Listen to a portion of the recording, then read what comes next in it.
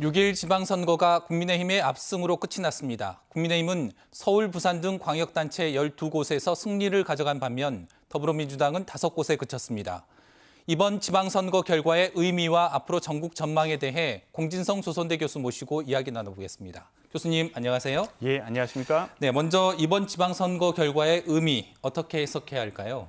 윤석열 정부 출범 초기에 치러진 지방선거에서 국민의힘이 대승을 거둠으로써 일단 국정 운영에 필요한 지지, 동력 이런 것들을 확보했다고 생각할 수 있습니다. 네. 그에 비해서 이제 더불어민주당은 큰 패배를 했고 대선에 이어서 연거푸 이제 전국 선거에서 패배함으로써 여러 가지 이제 국민들의 질책을 받게 된 것인데요. 근데 이제 승리와 패배의 이유를 좀 생각해 보면 네. 국민의힘이 특별히 뭘 잘해서라기보다는 이런 상황적인 조건 그리고 이제 더불어민주당의 실패에 의한 반사이익 측면이 있고 또 그렇다고 해서 더불어민주당이 패배한 것이 단순히 정권 초기에 치러졌기 때문만은 또 아니고 더불어민주당이 스스로 전략적으로 자초한 오류 탓도 있기 때문에 양당 모두에게 어떤 반성과 성찰, 쇄신과 혁신을 요구하는 선거 결과라고 생각합니다. 네. 전체적으로 더불어민주당의 참패였습니다만 이재명 전 지사가 살아남았고 특히 김동연 경기지사 후보는 극적인 역전승을 거뒀습니다. 이 의미는 어떻게 보십니까?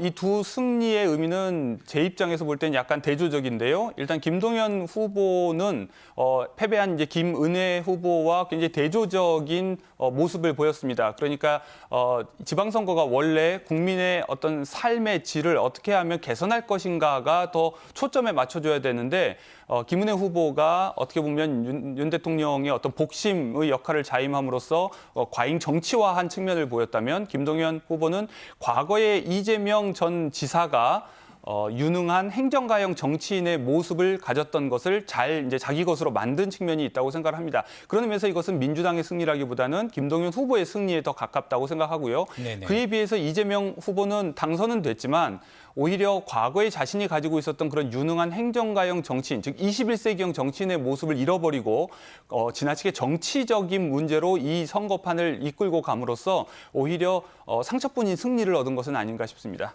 네네.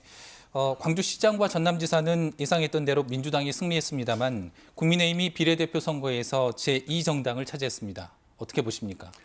수치상으로만 보면 분명히 국민의힘이 광주에서나 전남에서 지난번 대선에서 윤석열 후보가 얻은 득표보다도 높은 득표를 했기 때문에 굉장히 선전한 것처럼 보이기도 합니다.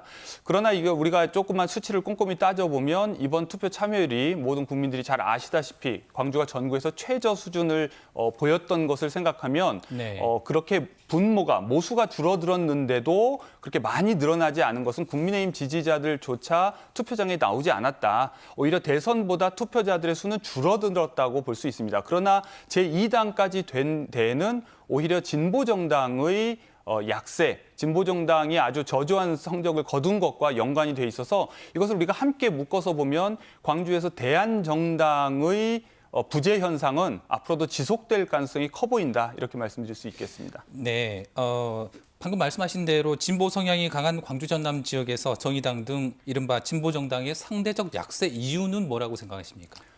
이 정의당을 비롯한 진보정당의 약세는 전국적으로도 뚜렷하게 나타나는 현상인데요.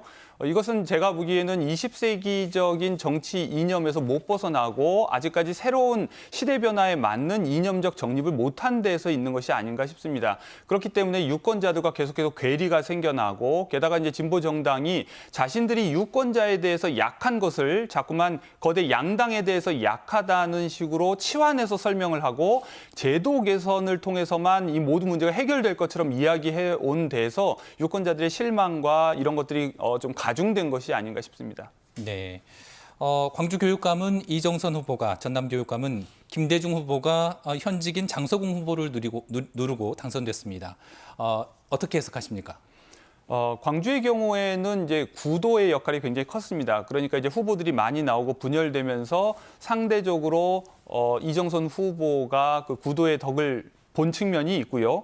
그러나 이제 전남까지 우리가 묶어서 생각해 보면 전반적으로 이제 변화를 바라는 유권자들의 마음이 표출된 것이라는 생각이 듭니다. 그러니까 이제 그 변화가 변화를 바라는 마음이 어느 방향을 향하는지는 사실 전국적으로 보면 지역마다 다르고 어느 지역에서는 진보 교육감이 선택되는 형태로 또는 보수 교육감이 선택되는 형태로 나타나기도 하지만 20세기적인 진보 보수 대립 또는 전교조와 또는 억압교육 뭐 이런 식의 대립 구도를 좀 벗어나서 변화한 시대에 맞는 새로운 교육을 좀 추구해달라고 하는 유권자들의 목소리가 교육감 선거에서 표출된 것이 아닌가 싶습니다. 네, 알겠습니다. 이재명 전 지사의 인천 계양을 당선을 놓고 당 안팎의 평가가 엇갈리고 있습니다. 자기는 살고 당은 죽는다라는 지적도 나오고 있는데 앞으로 전국 전망 어떻게 하십니까? 맞습니다. 당선은 됐지만 사실 상처뿐인 승리인 것은 분명합니다. 그래서 이제 일찍 선거에 뛰어들려고 했던 그 판단이 옳은 것이었는지 그른 것이었는지를 개인적 수준에서 그리고 집단적 수준에서 한번 복귀해 봐야 할 겁니다. 그런 의미에서 앞으로 이제 민주당 내에서는 이 판단의 옳고 그름을 둘러싸고 이른바 해석 투쟁이 이제 치열하게 벌어질 텐데 그 결과로 민주당이 좀 더 새롭고 건강한 노선 정립을 하는 쪽으로 이어지게 되면 다시 국민들의 지지를 회복할 수 있고 다음번 총선에서도 지지를 받겠지만 만약에 그런 식의 노선의 혁신 없이 계속해서 내부 권력 투쟁에만 몰두하고 그리고 자신들이 현재 가지고 있는 입법 권력을 이용해서 행정 권력과 극한의 대립만을 한다면 앞으로도 계속해서 민주당에 대한 비판적 목소리가 이어지지 않을까 싶습니다. 네, 알겠습니다. 지금까지 말씀 잘 들었습니다.